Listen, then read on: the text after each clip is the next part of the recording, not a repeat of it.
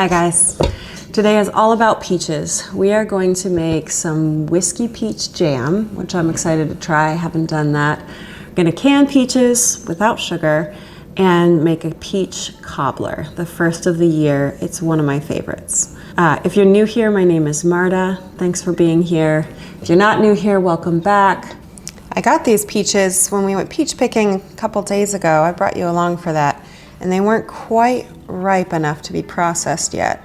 So I've let them sit around for a couple days, which is nice because I needed some time to be ready to process them anyways. Now we're good to go. These are Red Havens. We planted our own Red Haven, which I'm really excited about. It's a dwarf Red Haven because we don't have enough room for a full peach tree in the spot that we planted it. But we planted a Red Haven and a Crest Haven. They're just too small right now to produce anything. They're brand new. But I'm hoping that in a couple years, I'll be doing this with my own peaches. I'm starting with the jam because I think that's the most effort to me. I need to get that one done. I'm making a single batch because I've never made this kind before. So it's called State Line Jam. It's peaches, whiskey, and sweetened with honey. Oh, and also seasoned with some thyme, which sounds so good to me. Let me weigh out my peaches. I know I need 4 cups mashed, and I'm always bad at eyeballing things. So I'm gonna start with 3 pounds, mash those and go from there. I'll probably end up blending this with an immersion blender because I really just don't like chunky jam. And even if I was on board with chunky jam, I know my kids won't be. Look at that. It's so pretty. I've made my peach jams from frozen peaches in the past because I was always just so busy with other things in the garden when the peaches came in that it was easier to freeze and process later. I'm eager to see what the flavor is like coming from fresh peaches. I'm sure it can't hurt the flavor. I'm just gonna mix up my calcium water. That's something that's particular to Pamonas. This calcium powder is mixed with some water and it goes into every batch of jam. And then whatever's left over can be kept in the fridge for up to 2 months. So I need ½ a teaspoon of this calcium powder and then ½ a cup of water. And I just wanna make sure that's thoroughly combined. If it's ever left to sit in the fridge, it needs to be combined again before using. Before I can put everything into a pot, I need to grab some thyme from the garden.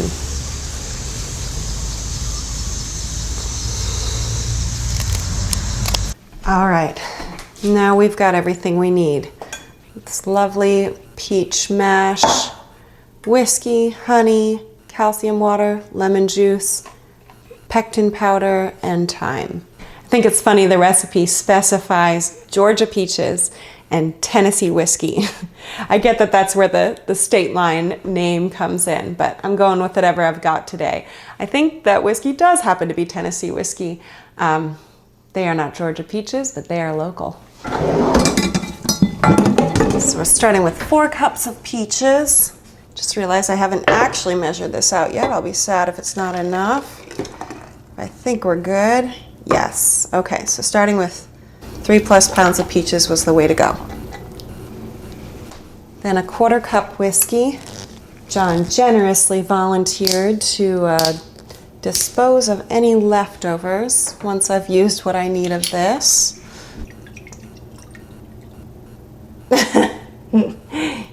I told him I needed a 1/4 cup and he bought 2. I think he could have bought 1. Here's his prize. Next, I need that 1/4 teaspoon of thyme. Just gonna quickly chop a bit of this. I definitely cut more thyme than I need. 1/4 teaspoon thyme. 1/4 cup bottled lemon juice. Always use bottled rather than fresh when you're making something to can. And now we need 4 teaspoons of this calcium water we mixed up. I'm gonna swirl it again. It really easily separates. All right, 1, 2, 3, and 4. Gonna give this a stir. For the sweetener, honey and sugar are both options. You can take your pick. I like honey partly because the flavor of honey plus whiskey plus peach sounds really good to me, but also because I try to avoid sugar. It just gives me headaches. Now the pectin needs to get stirred into the honey. I just added 3 teaspoons of pectin. For some reason my camera cut out as I did it. So there's the pectin powder. That's the last piece we need to bring this whole recipe together. Help things thicken. That gets fully stirred into honey or into sugar if you're using sugar. It just needs to be combined. And then we're ready to bring this to a boil so that we can drizzle in the honey pectin mixture. I've reached that rolling boil. Actually, I'm going to turn it down a bit. I let it get too foamy and high. So it's time for the honey pectin. Just going to drizzle in slowly. I really want it to get incorporated. Now I just need to bring this back up to a boil, and then I can taste it and see if I want to adjust the sweetener at all. I'm curious to taste it because, like I said, this is a new one for me. I've made peach maple vanilla jam. It's another Pamona's recipe, and then peach jam sweetened with honey. So I'm glad to have something else to add to my shelf. This sounds very desserty to me. A peach whiskey jam sounds like something I might want to have, you know, with bread pudding or, I don't know, a custard or something. I haven't had many desserts these days, so these sound all very exciting to me. This is the chance to taste it. I guess I said that you can taste to adjust sweetener at this point, but I've already added the maximum amount with a cup of honey. It's half a cup to a cup of honey, or 1 to 2 cups sugar.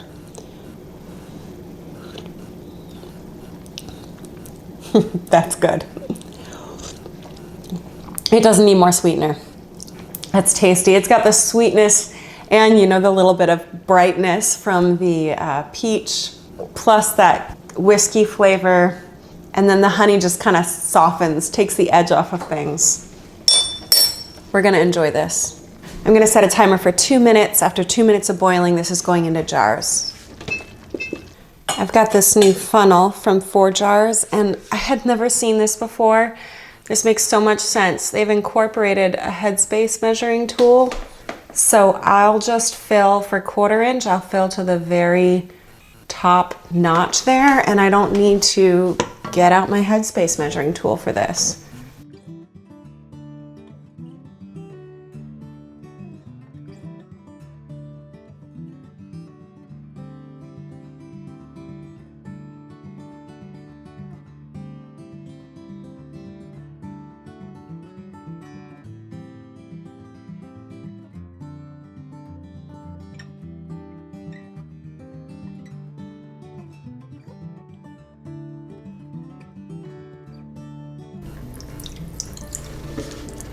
With jam, I'm extra thorough about wiping down rims.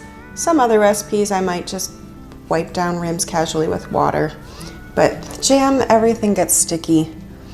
So I make sure to use that vinegar to lift off any residue. And look, you can see there was residue.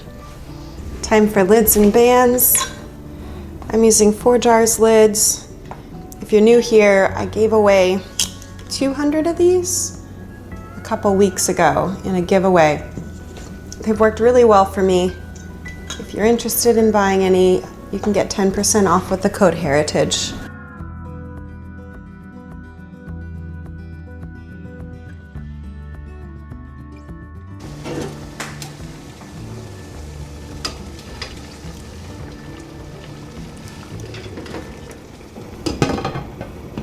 Water's still boiling, so I can start my timer.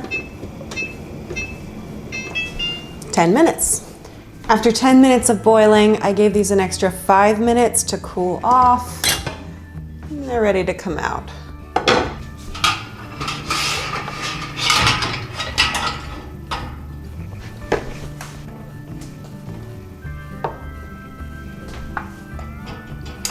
Just heard a little pop. I love pulling jars out. It's so satisfying. I've made more jam than usual this year.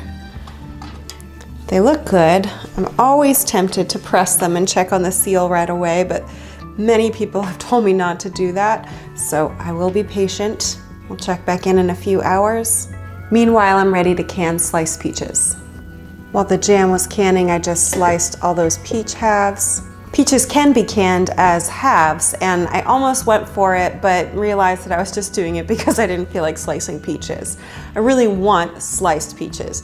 That's how we like to eat them, sometimes after dinner, and that's how we will use them if I ever want to make a cobbler or a pie from canned peaches. Plus, you just can't fit as much in when you're doing peach halves. I really want 7 quarts of slices. I'm not sure if I have 7 quarts here. I'll cut a few more if I need to. I'm ready to fill jars. I take that back. I am not ready to fill jars. My next step is to heat my apple juice. I'm not going to can my peaches in a syrup for a couple reasons. First of all, I'm trying to avoid sugar. Secondly, it turns peaches into more of a dessert. I really just want canned peaches.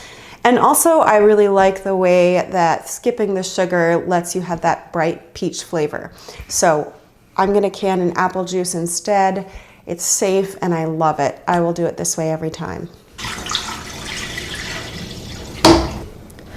I hope this works out to 7 jars. I might not have quite enough. My aim was to can more than last year. I canned 7 jars last year and we used them up pretty quickly. So I'll have to do another round another day. My mom's going to be back with my kids in 10 minutes. And I really want to get these into the canner before then. So I'm trying to move fast. Apple juice is going in. We're filling to 1/2 inch of headspace. I love how quickly a raw pack recipe comes together. No fiddling with any cooking. Just food, hot liquid, lids and bands.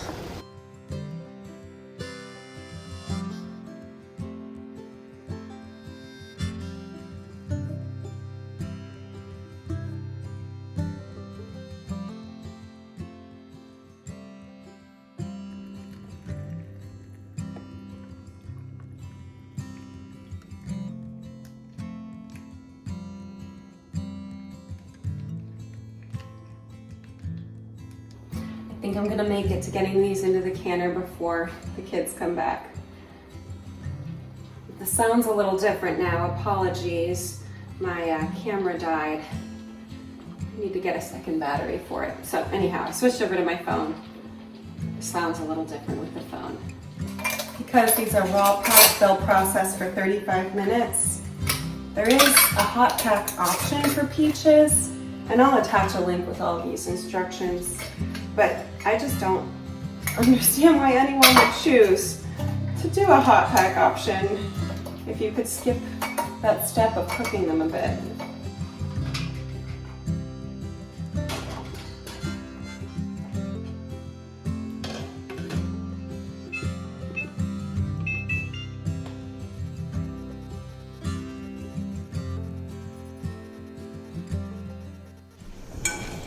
Okay, I ran out of steam yesterday, so we're back now. Gonna make a peach cobbler to go with our lunch. We don't normally do treats like this with lunch, but that'll be perfect. It'll be good. So we're gonna start with the topping, because that needs to go into the fridge for a little bit. I keep calling it a peach cobbler, but it's a crisp. I know there's a difference between the cobbler and the crisp, but I forget what it is. This is a crisp. It happens to be gluten-free, sugar-free, which I know sounds like code for not tasty, but trust me. Hey, baby, what's up? Hey. Trust me, it's good. I see your monkey. I see your monkey. Okay. That's 3/4 cup of gluten-free flour. I use King Arthur's measure for measure. Of course, you could use regular flour. And I'm gonna add a 1/2 cup of oats. What is it, baby? Wish I could make everything look pretty right now, but that's just not what's happening today. We're just surviving. 1/4 cup maple syrup. 1/4 cup maple syrup. You want a little taste? Yeah, that's good, huh? 1/4 teaspoon cinnamon. I'm gonna skip the nutmeg, that's optional. Adding a pinch of salt. And then it calls for a 1/3 cup of coconut oil. My daughter's allergic, so I'm going to use ghee. Another great option would be butter. When we first started making gluten-free recipes and sugar-free recipes, I was just so worried that everything would taste bland and off.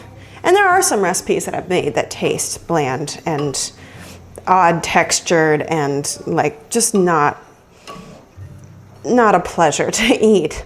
But bit by bit, I'm working up a kind of repertoire of recipes that we really love, and this is one of them. I have come back to this recipe many times. So I'm just gonna work this in with my fingers. This is a total mess, but it will be so good crumbled on top. Okay, this is going into the fridge to firm up so it can be crumbled on top. All right, this is 4 peaches, then 2 tablespoons gluten-free flour. Of course, it could be regular flour. 2 tablespoons lemon juice. I'm gonna add in about 1/2 teaspoon of lemon zest.